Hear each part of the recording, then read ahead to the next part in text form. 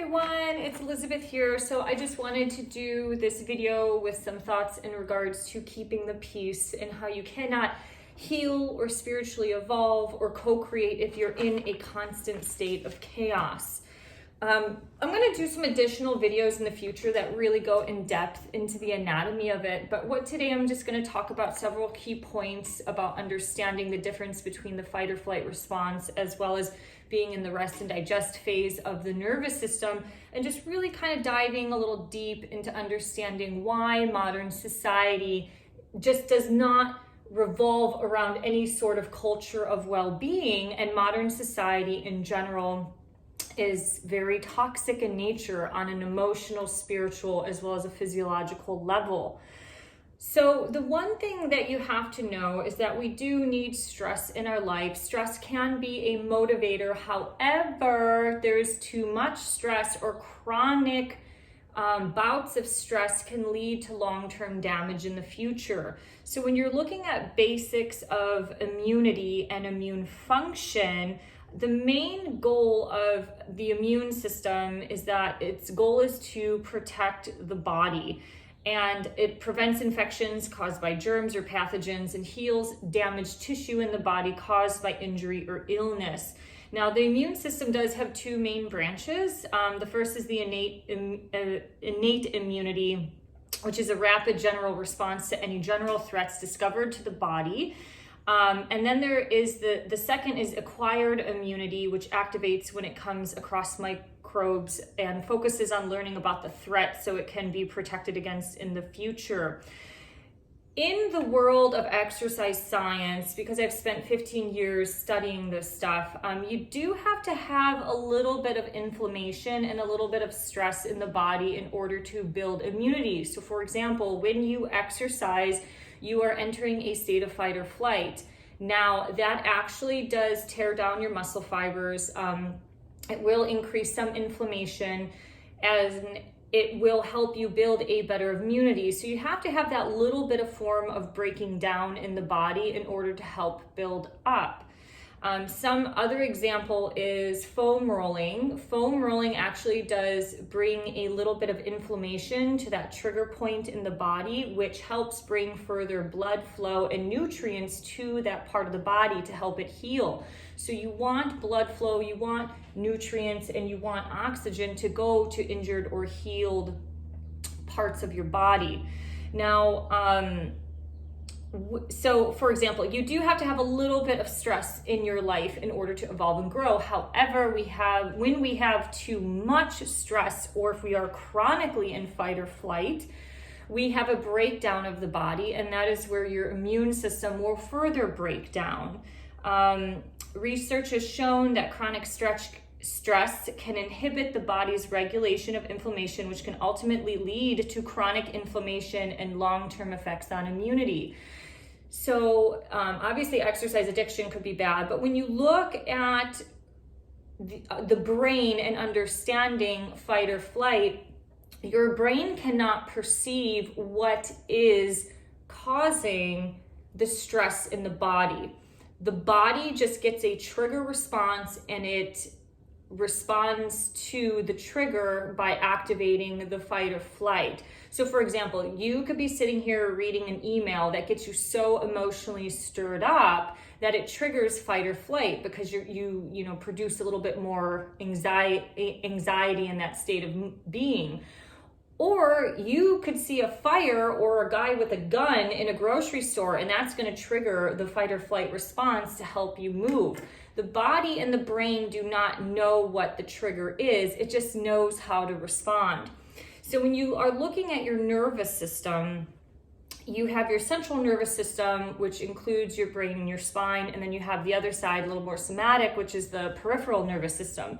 Now, in the peripheral nervous system, you have further breakdowns of your nervous system, and it also includes the autonomic nervous system, which includes a further breakdown. Okay, so the autonomic nervous system coordinates the involuntary actions or functions of the body. So within the ANS, you have technically three branches of the autonomic nervous system, which is your sympathetic nervous system, which is fight or flight, the parasympathetic nervous system, which is called the rest and digest phase of your nervous system. And then you do technically have a third branch, which is called the enteric nervous system, which is kind of the gastrointestinal behavior that operates independently of the central nervous system. So the ENS is a whole other topic in itself, but they say there's more brain cells. There's an eagle just right outside the window. That's kind of cool. They say that the gut has more brain cells in your stomach as into your mind, and you have this vagus nerve that connects the mind and the gut. So there's this messenger that's always coming from here to here. It's almost the scientific physiological explanation of why we have spiritual experiences as well as gut feelings, and it all is because of the nerve, the ENS. However, okay, so when you are in the parasympathetic nervous system, the PNS, the rest and digest phase of the nervous system, this is the part of the body that you are activating when you are sleeping, you are in yoga class or in deep meditation or doing things like breathing exercises. When you are in the PNS, most of the blood flow is transmitted to your organs. So everything is staying in the visceral area. This is where a lot of the healing experience can happen, because everything, if you know Chinese medicine, everything roots down to an organ. So you might have some shoulder pain. However, that meridian is connected to a certain organ in the body, which maybe you have some adrenal fatigue, or if you drink too much alcohol, maybe your liver is a little bit too toxic. Your body, depending on what nervous system you're kind of activating or kicking in, is going to release certain types of hormones. You do want to be in the parasympathetic nervous system when you are eating. Now, modern society has completely disconnected us from the breath, in addition to our own physiological state, to where a lot of people are so distracted in America when they're eating. They're either eating in front of a television, so they're completely zoned out of their physiology. They're trying to smash down a lunch, 15 minutes in between work meetings. We do not support a culture of wellness. Now, what that information is going to be really helpful for what I'm about to say. When you are in the sympathetic nervous system, that's when you activate fight or flight. From an exercise science standpoint, or just from a physiological standpoint, 85% of the blood flow leaves the visceral part of the body and moves to the external limbs, your arms and your legs, in order for you to flee. The blood has to flow to the muscles of the body in order to perform the function. So when you are activating fight or flight, your body is telling you to move, to run. That is why the blood leaves this part of the body and moves to the limbs. So when you're looking at people who are eating while you're driving, smashing down food, they're reading a work email while they're shoving food in their face. They're so stressed out, they cannot digest that food because there's no blood flow there. Not only are they eating at a rapid pace, so it makes the digestive tract have to work harder and your stomach enzymes to work harder to break down that food.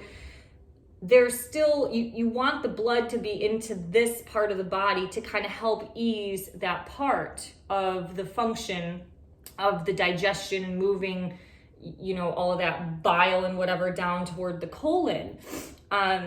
So when you're looking at society today, especially over the last year of coronavirus, we are constantly hit with chronic chaos, especially with mass social media use. So anybody who logs online, if you have any form of common sense whatsoever for any basic human right, you could easily get triggered or stirred up or get absolutely irate just from logging online, from seeing someone's post, from watching and reading the news, from seeing some stupid meme, going onto the internet, reading about what the hell else the administration or the WEF or any of those assholes are doing to change and completely alter the policies of our life. Obviously, with the shot coming up, we have a big problem of people having medical discrimination against getting employed. Europe just announced that they're going to be welcoming Americans in the summer of 2021 as long as you have your vaccination passport. And so obviously we're in this state of chronic stress.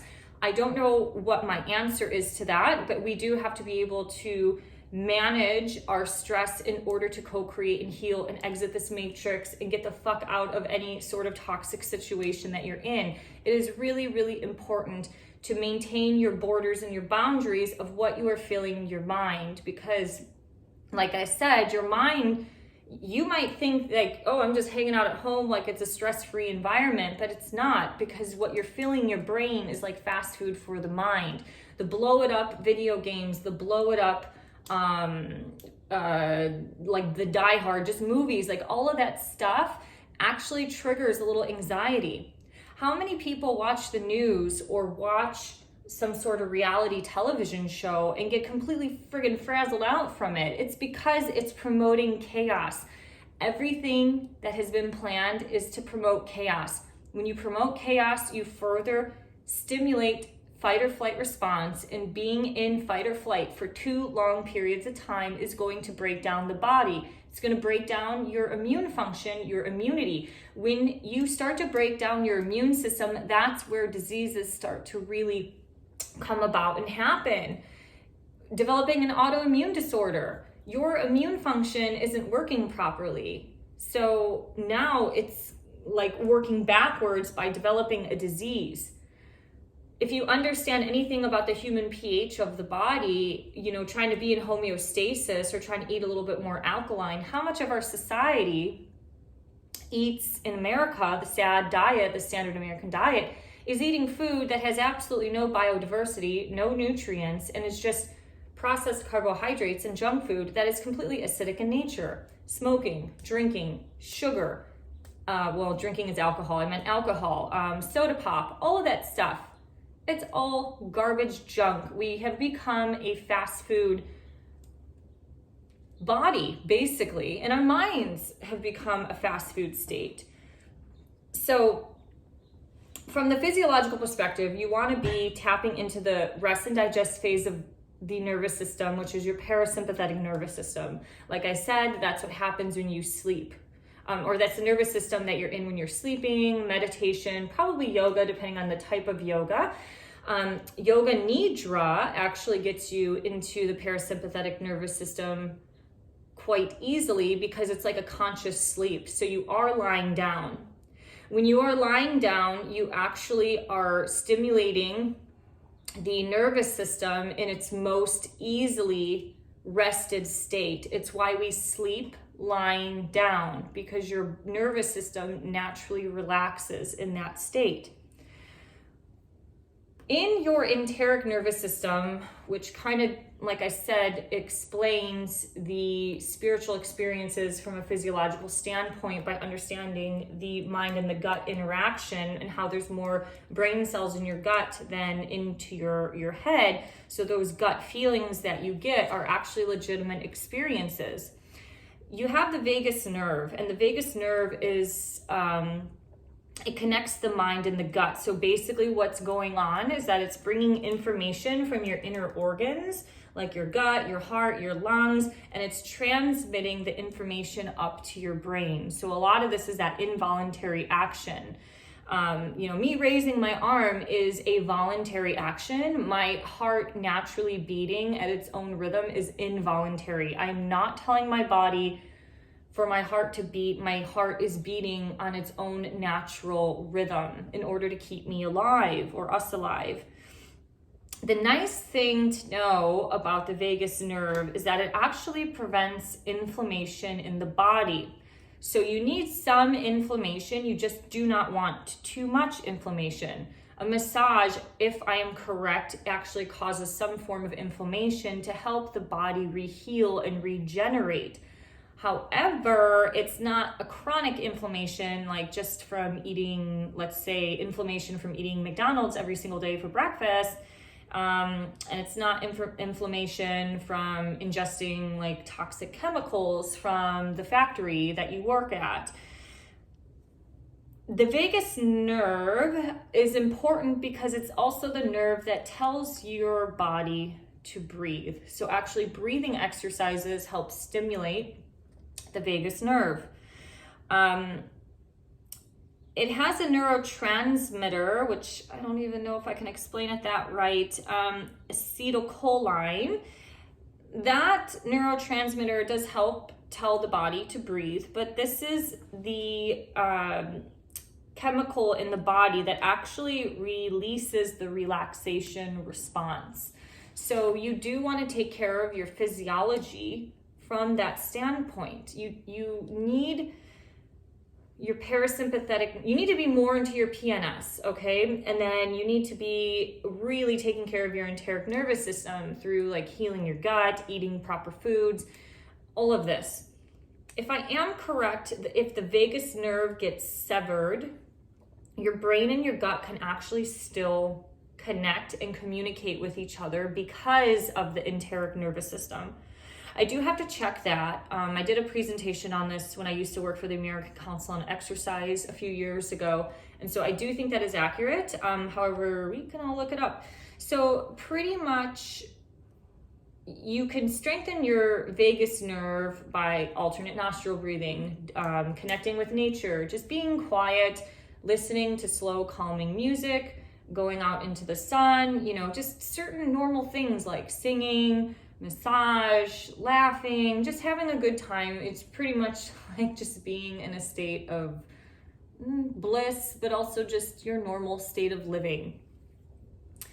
So if we are being destroyed internally, not only from the toxins in the environment, from the horrible food that we're eating, people just chronically beating the shit out of their body. Now, exercise is helpful, but there's too much. This is why people fall off the bandwagon of every single fitness trend and things like CrossFit.